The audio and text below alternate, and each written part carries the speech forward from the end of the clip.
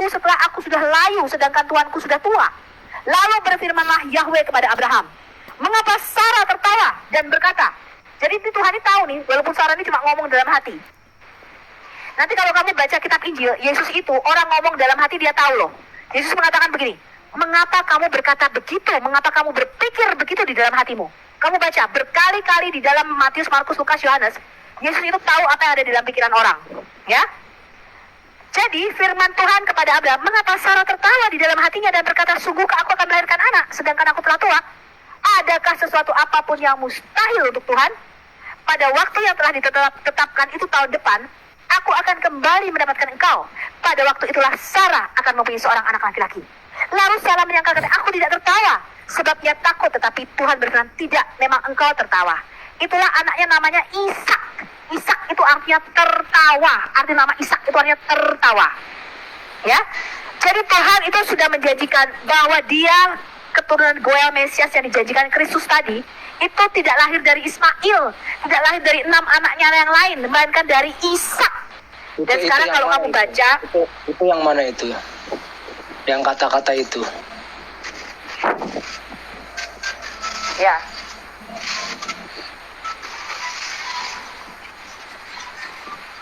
Kamu buka sekarang Kejadian, masih di kitab Kejadian. Kejadian 17 ayat 18, kamu mundur satu bab deh. Kejadian 17. Ayat 18. Oh, baca dari ayat gini aja, baca dari ayat gini, baca dari ayat 16, 17, 18 sampai 20. Kejadian 17 ayat 16 sampai 20, baca.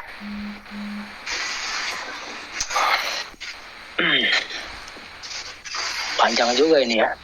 Aku akan memberkatinya dan daripadanya juga aku akan memberikan kepadamu seorang anak laki-laki.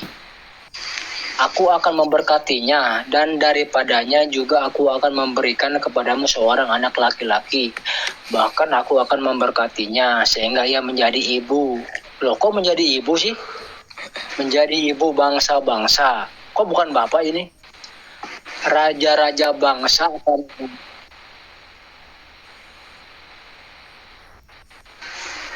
raja-raja bangsa akan lahir daripadanya.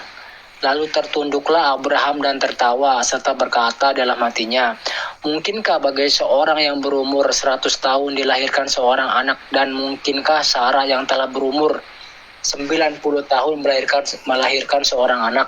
Dan Abraham berkata kepada Allah, sekiranya Ismail diperkenankan hidup di hadapanmu. Maksudnya gimana nih sekiranya Ismail diperkenankan hidup di hadapanmu? Emang Ismail udah lahir ini? Loh, Ismail kan kakaknya Ishak, kan terpaut 13 tahun. Ya, berarti udah lahir ini Ismail. Makanya kamu baca kitab Taurat deh dari awal. Udah jangan banyak tanya, baca dulu. Sekiranya Ismail diperkenankan hidup di hadapanmu, tetapi Allah berfirman, tidak, melainkan istrimu Sarahlah yang akan melahirkan anak laki-laki bagimu, dan kau akan menamai dia Ishak.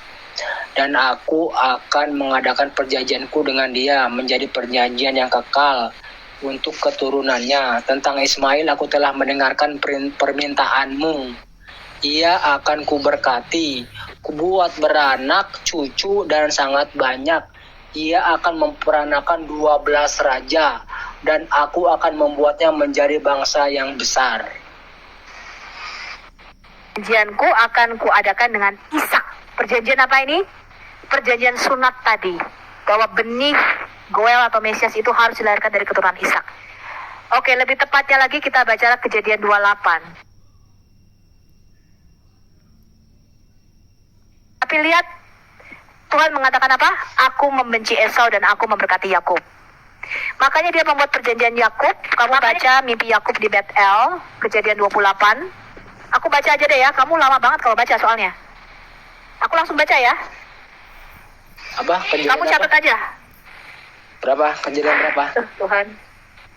Paringono sabar ya Allah Gusti. Kejadian 28. Loh, kok Allah Gusti? Kejadian 28 ayat 10 sampai dengan 22. Kejadian. Cepat. Kalau sama aku cepat, jangan lambat-lambat. Alah, kejadian berapa? Capcus. Ayo, pakai Pentium. Kejadian berapa? Kejadian 28 ayat 10 sampai 22. Kejadian 28. Pentium udah prosesornya jadul. belum Pentium, Bu. Pentium Pentium dia, Bu. udah jadul. Udah jadul Pentium itu. Sekarang Core i7, Core i9. Bukan Pentium. 47. Selamat malam, host. Selamat malam. Iya Pak, sebentar ya Pak ya. Kita lagi bahas Al-Masih nih. Kejadian 28 ayat 10 sampai 22. Aku baca aja deh, kamu terlalu lama ya. Ya udah terserah. Jadi Ishak itu mempunyai 2 anak, Esau dan Yakub. Tapi Tuhan mengikat perjanjian dengan Yakub. Lihat ini. Maka Yakub berangkat dari Beersheba dan pergi ke Haran. Dia sampai di suatu tempat dan bermalam di situ karena matahari telah terbenam. Dia mengambil sebuah batu yang terletak di tempat itu, dipakainya sebagai alas kepala, lalu membaringkan dirinya di tempat itu. Maka bermimpilah dia, di bumi ada didirikan sebuah tangga. Ini namanya sulam, ya, tangganya berulir yang ujungnya sampai ke langit. Dan tampaklah malaikat-malaikat Allah turun naik di tangga itu. Ini bicara Yesus. Nanti kamu baca di Yohanes 1 ya. Yesus mengatakan, akulah tangga dari bumi ke langit itu. Kemudian berdirilah Yahweh atau berdirilah Tuhan di sampingnya dan berfirman, akulah Yahweh, Allah Abraham nenekmu dan Allah Ishak. Tanah tempat engkau berbaring ini akan kuberikan kepadamu dan kepada keturunanmu. Keturunanmu akan menjadi seperti debu tanah banyaknya, dan engkau akan mengembang ke sebelah timur, barat, utara, dan selatan. Dan olehmu serta keturunanmu, satu benih tadi ya, Sang Goel, Sang Mesias, olehmu dan oleh keturunanmu, semua kaum di muka bumi akan mendapat berkat. Jadi dia membuat perjanjian dengan Yakub. Sekarang kamu baca Keluaran 3. Keluaran 3, kamu baca. Jadi jelas ya, Tuhan membuat perjanjian bahwa benih atau Mesias harus dilahirkan dari keturunan Abraham, Ishak, dan Yakub. Itu jalurnya. Yang mana? Itu yang mana? Nggak ada. Loh, Tuhan itu membuat perjanjian benih tadi harus dari Yakub. Tadi kan aku udah bacakan Kejadian 28. Kejadian 28. Coba. Udah tadi, sekarang Keluaran 3. Kamu sekarang buka Keluaran 3. Keluaran 3. Aduh, lama sekali nih. Benar-benar nggak ini debil. Nggak capcus. Keluaran 3 ayat berapa? Keluaran 3 ayat berapa? Mulai dari ayat 1. Aku akan bacakan kamu. Ini perjumpaan Elohim dengan Musa. Terus hubungannya dengan nubuatan? Adapun Musa, ia biasa mengembalakan kambing domba Yitro, mertuanya imam di Midian. Sekali ketika ia menggiring kambing domba itu ke seberang padang gurun, sampailah dia di gunung Allah, yaitu gunung Horeb. Lalu malaikat Tuhan menampakkan diri kepadanya dalam nyala api yang keluar dari semak duri. Lalu ia melihat dan tampaklah semak duri itu menyala tetapi tidak dimakan api. Musa berkata, baiklah aku menyimpang ke sana untuk memeriksa penglihatan yang hebat itu, mengapakah tidak terbakar semak itu. Ketika dilihat Tuhan bahwa Musa menyimpang untuk memeriksanya, berserulah Allah dari tengah-tengah semak duri itu kepadanya, Musa, Musa. Dan ia menjawab, ya Allah. Lalu ia berfirman, janganlah datang dekat-dekat, tanggalkanlah kasutmu dari kakimu, sebab tempat di mana engkau berdiri itu adalah tanah yang kudus. Lagi ia berfirman, akulah Allah ayahmu, Allah Abraham, Allah Ishak, dan Allah Yakub. Dengar ya, jadi dia membuat perjanjian dengan Abraham, Ishak, dan Yakub. Lalu Musa menutupi mukanya sebab ia takut memandang Allah. Sekarang turun. Kamu baca sekarang ayat ke 13. Oke, aku baca ayat ke-13. Lalu Musa berkata kepada Allah, tetapi apabila aku mendapatkan orang Israel dan berkata kepada mereka, Allah nenek moyangmu telah mengutus aku kepadamu. Dan mereka bertanya kepadaku bagaimana tentang namanya. Apakah yang harus kujawab kepada mereka? Firman Allah kepada Musa, aku adalah aku. Lagi firmannya, beginilah kau katakan kepada orang Israel itu, akulah aku telah mengutus aku kepadamu.